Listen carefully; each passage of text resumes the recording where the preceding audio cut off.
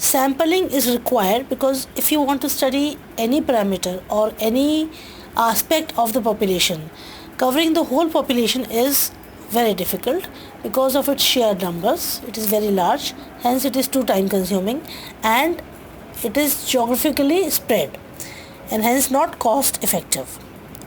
Moreover, sample results are usually acceptable. That is, the parameters, the statistics derived from the sample are usually acceptable, are represent those of the population if the sample is representative of the population from where it has been drawn.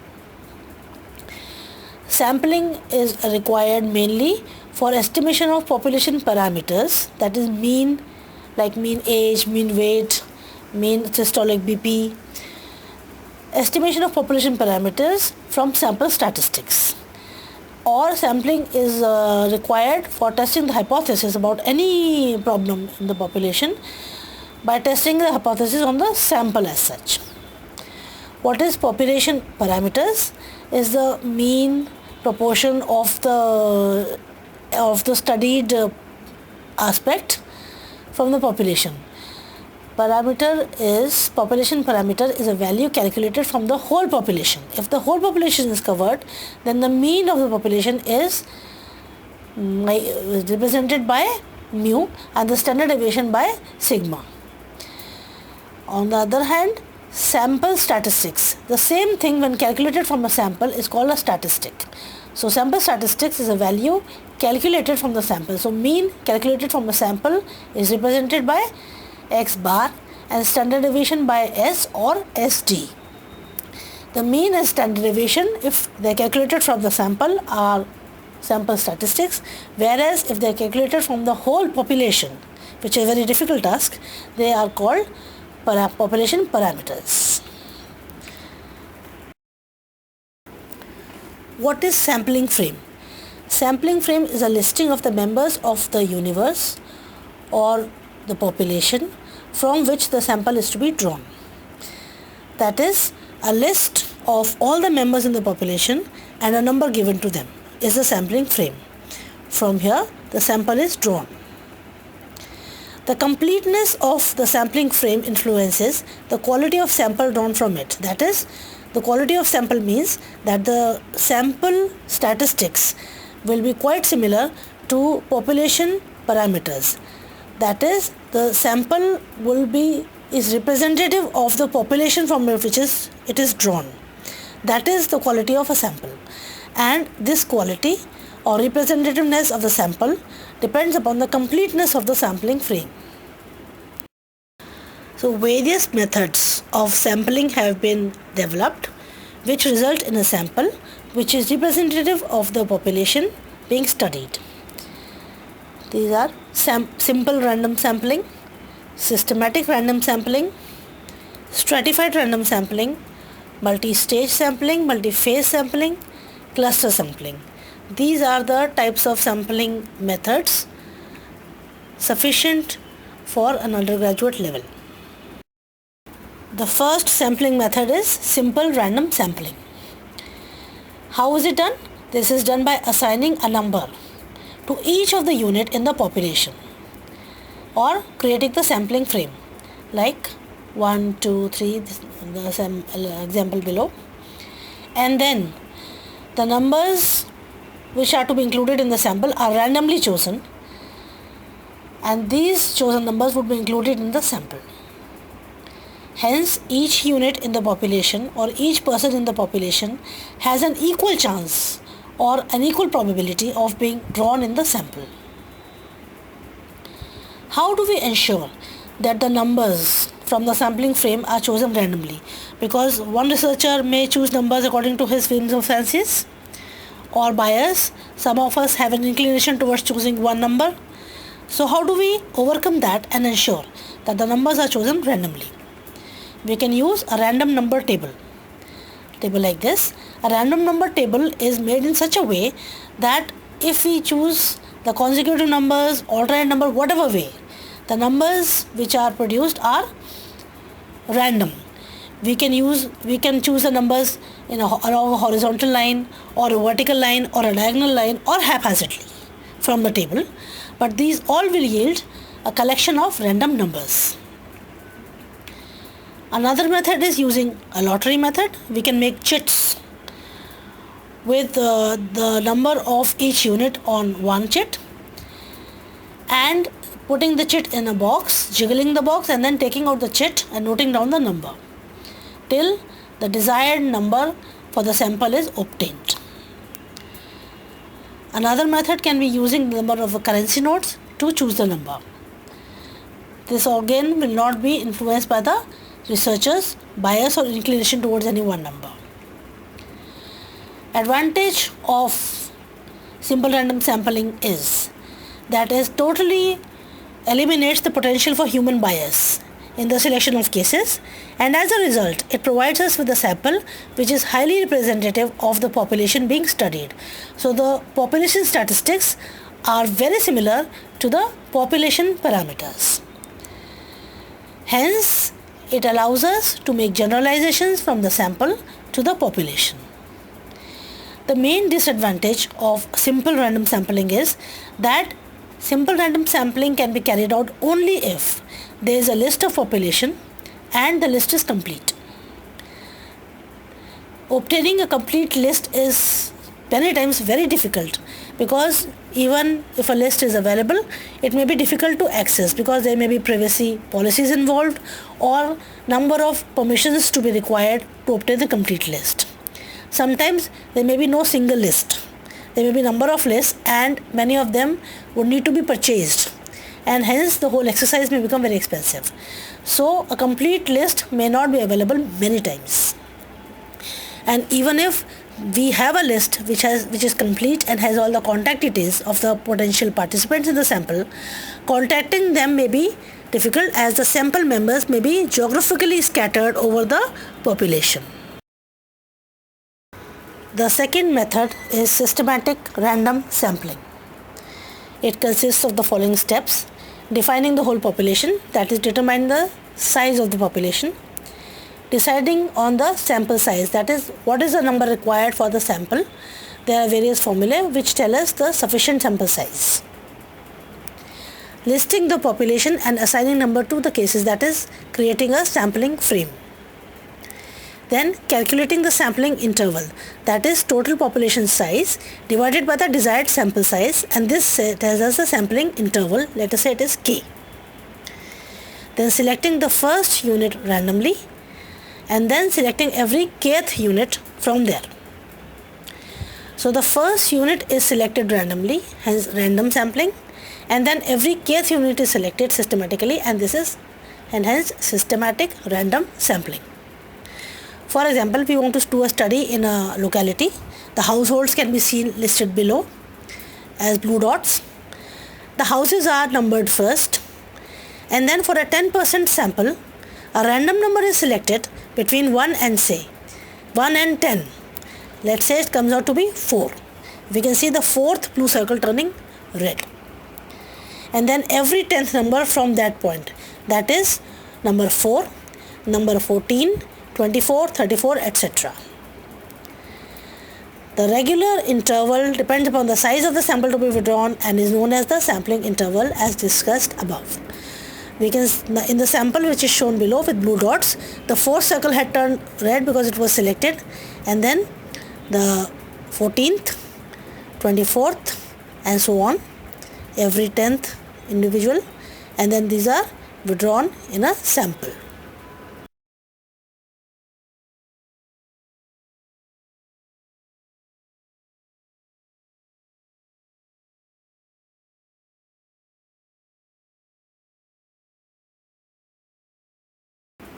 Advantage of systematic random sample is that it provides us with the sample. This also provides us with a sample that is random and is representative of the population under study generally. And relative to simple random sampling, it may be more convenient because when the population is large, scattered and homogeneous, we just have to reach out every kth house and withdraw the sample and choose the individual or interview the individual. The disadvantages, first disadvantage is again that we need to have a complete list so that we can have a sampling frame. Another disadvantage of systematic random sampling is that by any chance, if the population list has some kind of periodic arrangement or pattern, then systematic random sampling, if it coincides with that pattern, it can pick out similar cases rather than completely random ones. Look at the example of blue dots representing the individuals in the population. Every 10th house in the population, which is green, has been allotted to an elderly because it is located on the corner and can easily be guarded by the local police. And if we use the systematic random sample, the 4th house is blue, whereas every 10th house after that is green. And when we draw the sample, look at the sample. The sample, does it look like anything to the population, similar to the population which is on the left side? The sample does not at all look like the population. It is not representative of the population because of an inherent periodic arrangement which coincided with the systematic random sampling.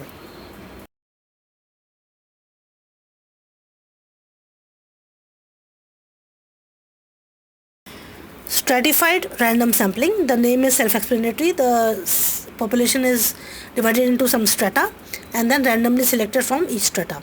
So the sample is drawn in a way so that each portion of the sample represents the corresponding strata of the study population, the strata of interest. This method is useful when one is interested in analyzing the data by certain characteristics of the population like religion, age group, socioeconomic strata. For example, if you want to compare the birth weight in different religious groups, then the sample should have representation from all the religious groups, minor or major, from the population. Or we want to study the prevalence of a disease across the age groups, then all the age groups should be represented in the data in proportion to their size. So the steps involved in stratified random sampling are to split the population into strata. The strata are chosen to divide the population into important categories relevant to the research interest, that is the age groups or religion. And then sample is drawn from each stratum randomly and in proportion to its size. For example, if you want to find out anemia in school students, we can split the schools into rural type, urban and peri-urban schools because the prevalence is affected by these regions. And the second step would be to take a simple random sampling within each stratum and in proportion to the numbers enrolled in these schools.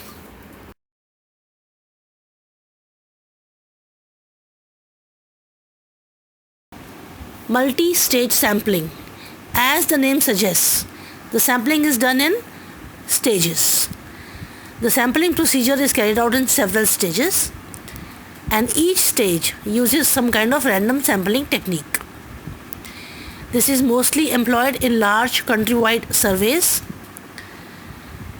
In the first stage, random number of districts are chosen from all the states. Within the chosen districts, random number of taluks are chosen. From among the chosen taluks, villages are chosen randomly. For example, for Hukub survey in school children in a district, choose 10% of talukas in the district, do this choosing randomly, and then choose 10% of villages in these chosen taluks. Among the chosen villages, choose 10% of the schools randomly. From the chosen schools, 10% of students are selected randomly. This yields a 10% sample of district school children. This is a district containing 30 taluks. 3 are chosen randomly. From the chosen taluks, there are 40 schools and so 4 are chosen randomly. From each school, 10% children are chosen randomly. So this is the final sample which can be surveyed for hookworm infestation.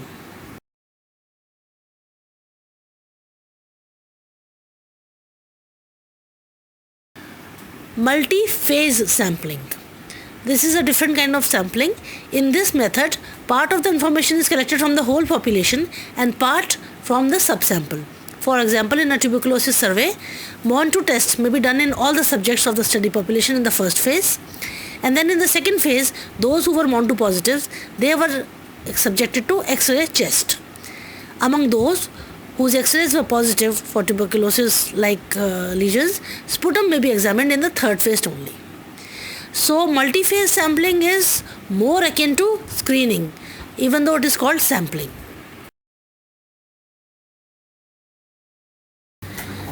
Cluster sampling.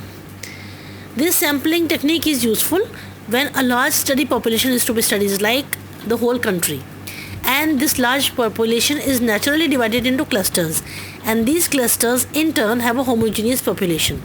For example, in a country, the entire country is subdivided into, the smallest clusters are towns, cities, wards, villages, etc.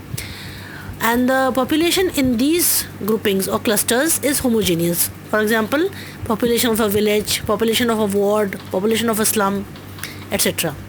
In this technique, the population of each cluster must be known and the total population of the country is to be known. But the complete list of all the individuals in the country, that is a sampling frame, is not required. A fixed number of clusters are chosen using cluster sampling. A small sample is then selected from these chosen clusters using simple random sampling, or if required, the entire population of the cluster may be surveyed as per the research design. The advantage of cluster sampling is that it is cheap, quick and easy method to study the entire country. Because instead of sampling the entire country while using simple random sampling, the researchers in this technique can allot resources to the few selected clusters. But the disadvantage of cluster sampling is that it provides the least representative sample of population out of all the types of probability samples. Nevertheless, WHO has approved 30 cluster sampling for evaluating the immunization coverage among 1 to 2 year old children in the entire country. In this method, only 210 children are required, that is 7 children of this age group from each of the 30 chosen clusters. And only 210 children are to be examined, and the findings can be generalized to be representative of the country's immunization coverage among 1 to 2 year old. Sampling errors. Sampling error is the difference between a sample statistic and the corresponding population parameter. Now, if a number of samples are taken from the same population over and over again, the statistics from these samples, like the mean and standard deviation of each sample, would be different from each other slightly. Also, the mean and standard deviation of each sample would be slightly different from that of the population parameter also. The population mean and population standard deviation would be slightly different, though approximately similar but slightly different. And this variation is called sampling error. Sampling error occurs because we are examining only a sample of the population. So the sampling error cannot be avoided. So this error is inherent in the sampling process. The factors which affect the size of the sampling error are the size of the sample. That is, as the size of the sample increases, the larger the sample, the smaller the sampling error. So obviously, if the whole population is covered, then the mean and standard deviation of the population is reached. You can calculate, so that there will be no sampling error. But because the whole population is not covered, only a sample is used, sampling error occurs. It is inevitable, but the sampling error can decrease if the size of the sample increases. And second factor which is responsible for sampling error is the natural variation of individual readings.